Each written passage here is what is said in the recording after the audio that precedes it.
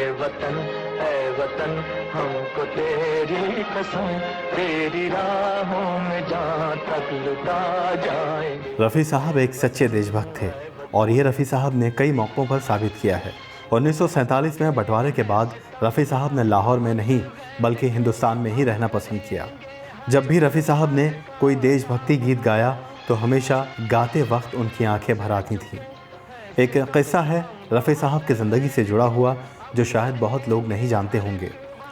1962 में जब हिंदुस्तान और चीन के बीच युद्ध हुआ तो हर कोई चाहता था कि अपने सैनिकों का हौसला बढ़ाया जाए, इसलिए बॉलीवुड की तरफ से कुछ एक्टर्स बॉर्डर पर जाकर जवानों की हौसला अफजाई करना चाहते थे।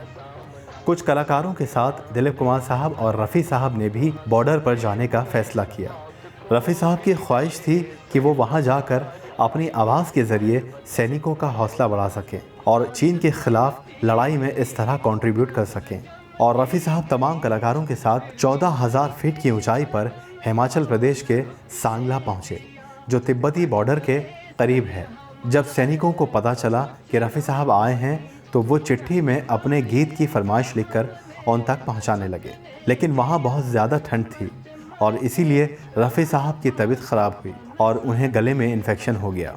अगले ही दिन रफ़ी साहब को गाने गाकर सेना के जवानों का हौसला बढ़ाना था। रफ़ी साहब को लगा कि अब वो गा नहीं पाएंगे। उन्हें इतना अफसोस हुआ कि वो रोने लगे।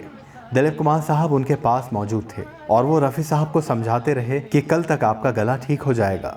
रफ़ी साहब का गला इतना ख़राब हो गया था कि वो ठीक से रियाज भी नहीं कर पा रहे थे। दिलीप कुमार साहब ने रफ़ी साहब को अदरक और शहद का काढ़ा बनाकर पिलाया, जिससे उन्हें कुछ आराम मिला और ऐसा उन्होंने दिन भर और रात भर किया।